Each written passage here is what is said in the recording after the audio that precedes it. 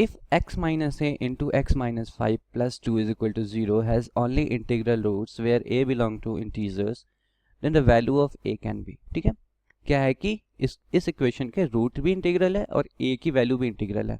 Root integral है मतलब जो x का वैल्यू आएगा वो इंटीग्रल होगा.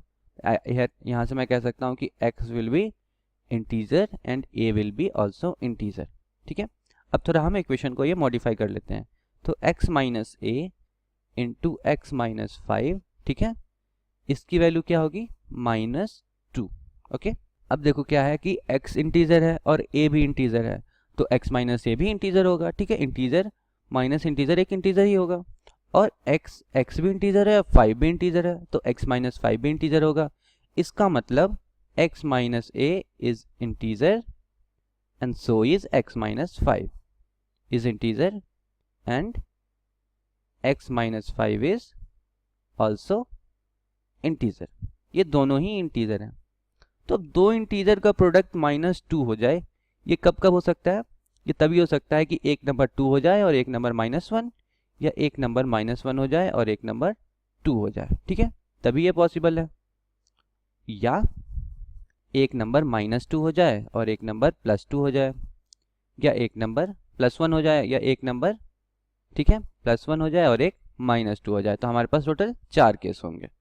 फर्स्ट केस हम लेते हैं कि x minus a this is equal to, ठीक है, x माइनस a की वैल्यू हम 2 ले लेते हैं और x माइनस 5 की वैल्यू हम -1 ले लेते हैं. ठीक है, -1.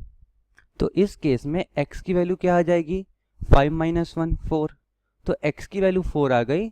तो यहाँ पे मैं x की वैल्यू 4 पुट कर दूँ तो 4 minus a this is equal to 2, और यहाँ से मुझे a की वैल्यू मिल जाएगी 2 के इक्वल. ठीक है, तो फर्स्ट केस में a का वैल्यू 2 आया. अब हम सेकंड केस देखते हैं जिसमें क्या है, x माइनस a को हम -1 ले लेते हैं और x माइनस 5 को हम 2 ले लेते हैं. ठीक है, तो यहाँ से x की वैल्यू क्या आ जाएगी? तो 5 + 2, 5 + 2 7 हो गया. ठीक है, तो x की वैल्यू 7 पे a की वैल्यू क्या होगी यहाँ पर?